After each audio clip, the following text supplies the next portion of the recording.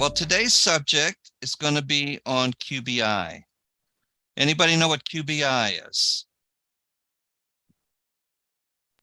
Qualified business income. Qualified what? Business income. Yeah, you're coming in real weak, David. Qualified business income. Thank you.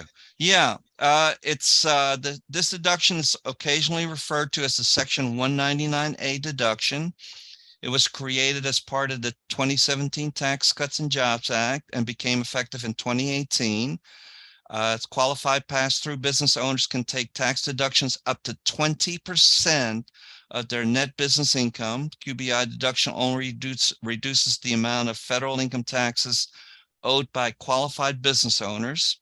It does not reduce Social Security or Medicare tax obligation or the net investment income tax. This deduction is available to both taxpayers who itemize their deductions as well as those who use the standard deduction. Has anybody ever used this? It seems to be a result that when you're doing anybody's Schedule C, this is where this guy pops up a lot. Right, and it automatically pops up in the software, right? Yes. Okay. Marley, what do you think? Yeah, if you said for the businesses that actually have income that are passed through. Uh-huh. The ones most of my clients do qualify. Wait, Marley, you're breaking up. Can you hear me okay? Yeah, now I can. Okay. Yes, I think it's a good deduction for pass-through businesses with income that qualify for it. And most of mine do. They are not STT, that special service limitation, and they qualify because of the income. Okay. Okay, but this is nice, right? It's nice. Yes, and it is. And it's temporary, but you got a few more years left. But anyway, who's eligible to take advantage of the QBI deduction? Okay, in order to take the QBI deduction, take this tax break, small businesses are subject to two requirements. The first one is the business must be a pass-through, as Marley mentioned.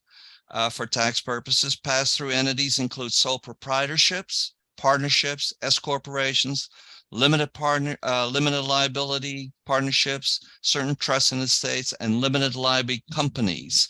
Ultimately, a pass-through business is an entity for which separate tax filings are not required. In other words, the company's profits or losses are passed through to the individual owners who are required to report income and pay taxes on that income at their personal tax rate.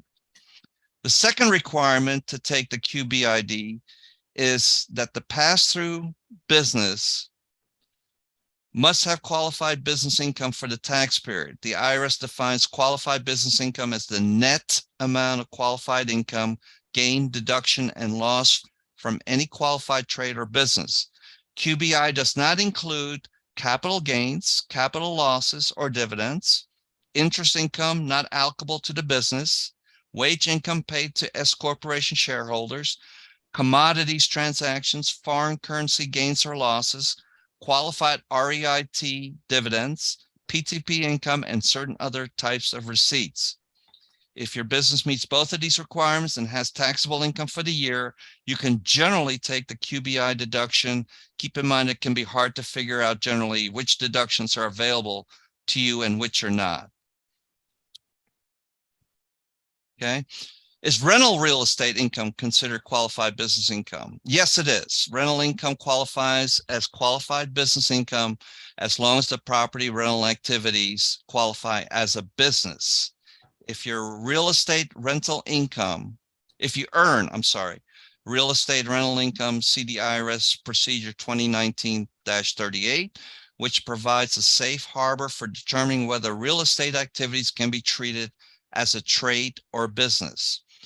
QBI can also include real estate investment trusts, income from publicly traded partnerships, and income from certain cooperatives. The qualified REIT or PTP component of the QBI deduction is not limited by a business owner, W-2 wages, and is equal to up to 20% of the qualified REIT and the PTP income. Whoops, sorry. All right. Are there certain businesses that are automatically ineligible for the QBI deductions. Yes, C corporations are ineligible to take the QBI deduction because they are not a pass-through entity, as Marley has mentioned. C corporations are required to file separate business tax returns and pay taxes at corporate income tax rates. However, the corporate tax rate was permanently lowered under the Tax Cuts and Jobs Act to 21%, so C corporations effectively received tax relief separate from the QBI deduction. The deduction is not available on income earned working as an employee for someone else, okay? Finally, if your business is categorized as a specified trade, and Marley, you mentioned this, right? Specified trade or business. What does that mean? People that are is there like doctors and lawyers and dentists and accountants and people that use their kind of their brain to make money. Now, don't you use your brain? I don't know how else to put it, but people that actually they are the business, they are the income producing asset in the business. Gotcha. You may be ineligible for the deduction when total income exceeds certain levels. These types of businesses are generally rely on the reputation or skill of one or more of their employees. Okay. Let's see here. Whoops, went too far. Man, I'm having a tough time tonight here. Is the deduction for QBI phased out for certain taxpayers? Let's see, for 2022, the threshold amount is $170,050 for single or $340,100 for joint filers. For the 2023 tax year, those amounts will increase to $182,100 for single and $364,200 if you're married and filing a joint return. Okay. For incomes above these threshold levels, businesses may be able to deduct smaller percentage of their qualified business income. It is important to note that these amounts represent all taxable income, not just the taxable income earned from a qualified business. Okay. What is the QBI deduction worth to me as a small business owner? The QBI deduction is potentially quite valuable for small business with pass-through income of $100,000. Taking the QBID could allow the business to deduct $20,000 of taxable income. In other words, instead of paying $100,000, they are paying a bill of $80,000. However, the amount of QBI deduction may be further limited if your business paid W-2 wages to employees. What's more, if your business holds qualified property, the unadjusted basis of that property after acquisition can further impact the amount of your deduction. And these are the two things that were mentioned. The businesses considered specified service, trade, or businesses. The 20% deduction on qualified business income begins to be phased out as household taxable income exceeds $340,100 if married filing jointly, or $170,050 as single. The wage limitation refers to an alternate test that must be applied to determine the deduction for QBI in a non-specified service business when taxable income exceeds $170,050 for individuals and $340,100 for couples. The alternate test is the greater of A, 50% of total wages paid by the business, or 25% of wages plus 2.5% of unadjusted cost basis of qualified property. Whew. How is the QBI deduction calculated? Okay, most LLC owners and other qualified businesses use Schedule C to calculate their income and expenses, determining and reporting their adjusted gross income on IRS Form 1040. The QBI deduction is calculated after determining your AGI. If your total income is less than the applicable threshold amount, then you can likely claim the maximum deduction of 20% of your QBI. If you are a qualified business and have QBI, it does not matter whether you're engaged in a specified service, trade, or business, as long as your total income is under the threshold amount for the tax year. For income over the applicable amount, the amount of your available QBI deduction, if any, depends on the nature of your business and how much over the threshold amount your income was. For taxpayer whose income is under the threshold amount, the deductions equal to the lesser of, and there's the numbers. And let's see. John Gallants refers to irs.gov. John, what's that for qualifying taxpayers? That was an earlier discussion you were having about the VITA program. Oh, okay, good. Have you ever tried that, John? No, Okay. You want to try it? I don't think so. You're going to stay with pianos, right? I don't want to qualify. Okay. Let's see here. Let's see. Calculating the QBI deduction can be a challenge, even if your business income is relatively straightforward. The IRS provides responses to a series of facts designed to help taxpayers navigate the complexity of the QBI deductions, but sometimes it makes sense to work with a tax professional. All right. Let's see. I'm eligible for the deduction. How do I claim it? Well, you can claim the deduction when filing your individual tax return. For businesses structured as partnerships or S corporations, partnerships and shareholders can typically rely on the K-1. Okay. IRS Form 8995 offers a simplified way to help small business owners calculate and claim their deductions for QBI. Use the IRS 8995-A if your business is a SSTB or if you own multiple businesses. Does the QBI deduction offer permanent tax release? Only up until 2025. So 2026, you'll be doing probably your last QBI. Okay. The QBI deduction is set to end with the 2025 tax year, meaning business owners who qualify can take the deduction for the last time when they file their 2025 federal income tax return in early 2026. However, as in past years, Congress may extend that deduction. And here we have a flow chart to determine if an item of income, gain, or deduction or loss is included in the QBI. So this is what you play with the flow chart from 1 through 14. Are there any questions on QBI?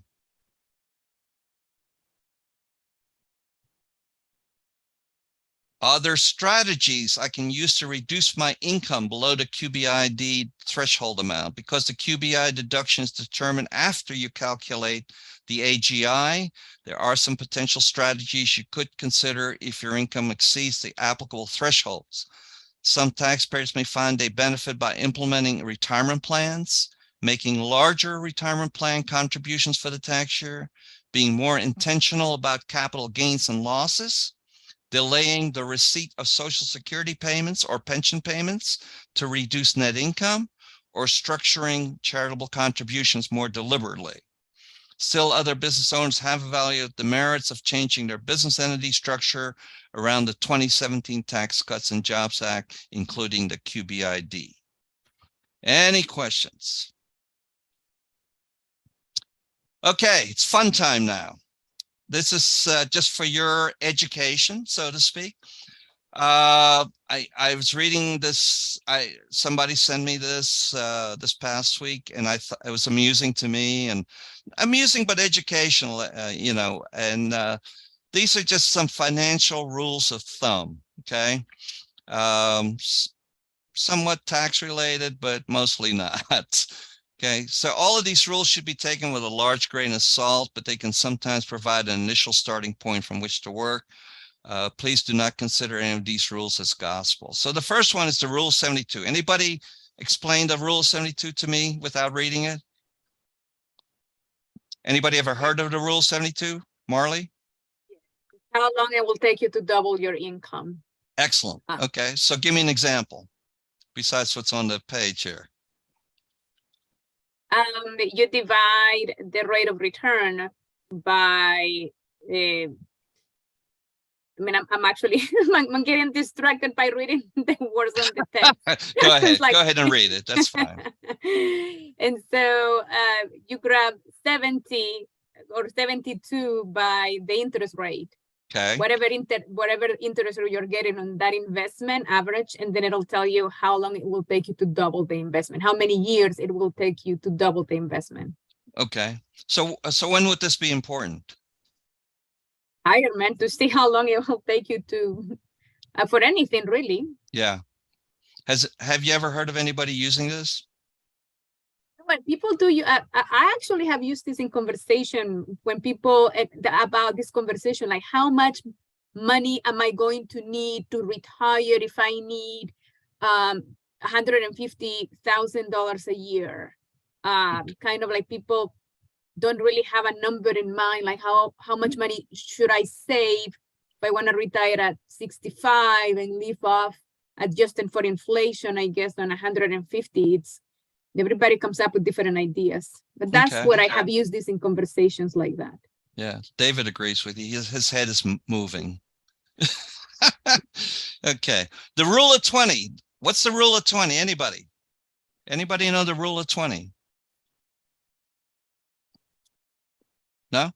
The rule of 20 or sum 25 means you need $20 or $25 of savings for every dollar you expect to spend in retirement. For example, if you want to live off $100,000 a year, you will need $2 million or 100. Sorry, it should be 100,000. I'm sorry, I made a mistake. 100,000 times 20 or 2.5 million, which is 100,000 times 25. You will note that the 25 times number brings you to the same retirement nest egg as the 4% rule. And we're going to talk about the 4% rule in a few seconds or minutes here. That's because the rule is derivative of the 4% rule. The 5-30-20 rule, this rule was created by Senator Elizabeth Warren. Anybody know her? Right? She's that fierce lady, a senator, right?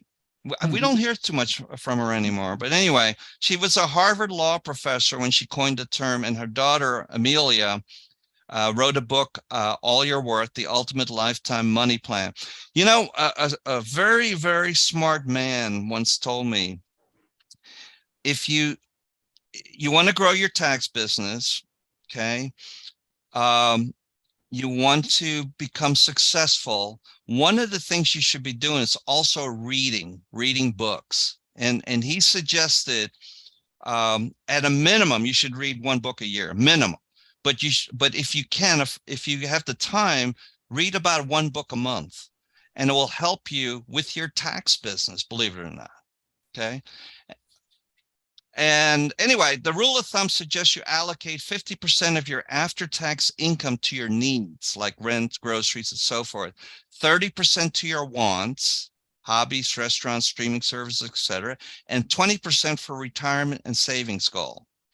The small variation on this rule is the 80-20 plan. Under this method, you set aside 20% of your after savings into a savings account, and the remaining 80% is then spent as needed.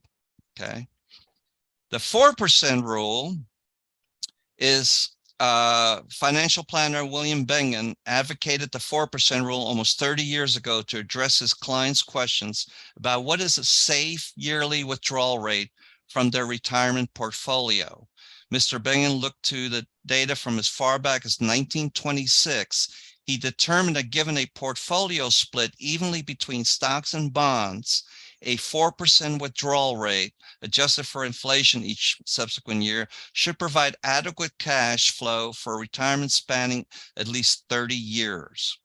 The 4% rule has been one of the most debated rules in finance for several years and has written numerous articles on this topic over the years. He suggested in recent years that an even higher withdrawal rate would be safe, while others suggest a more conservative rate, such as 3%. Given the current rate of inflation, one would wonder if the 4% would quickly fall offside. However, in an interview, Mr. Bengen comments in the podcast that one scenario that broke the 4% rule was a scenario in which a retiree encountered double-digit inflation for the first 15 years of retirement. So surprisingly, the rule seems to withstand inflation as well.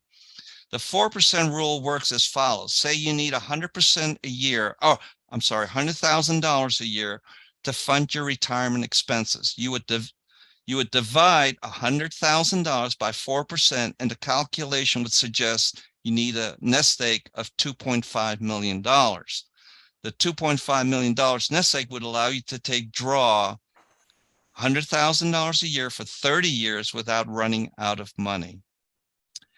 Okay, next one is the emergency fund. A common rule of thumb is to set aside 3 to 6 months of expenses in an emergency fund. It's suggested that the number of months increase to 8 or more months where you have a job in a volatile field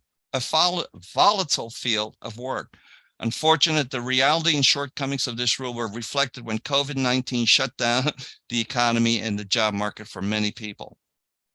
As far as life insurance is concerned, you need to really be dependent upon your personal situation. The general rule of thumb is that you require 6 to 10 times your gross annual salary in life insurance. Okay. However, the 6 to 10 multiplier can be higher if you have young children, a mortgage, stay-at-home spouse, etc. You really need to review your specific situation and what you think your family would need if you passed away. And then the next one is appliance repairs.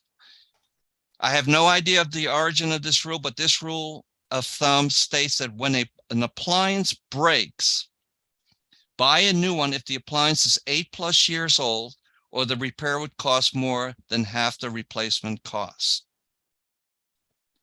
Okay, the rule of 10. The rule of 10 is like the 24-hour rule in hockey before a parent can talk to the coach.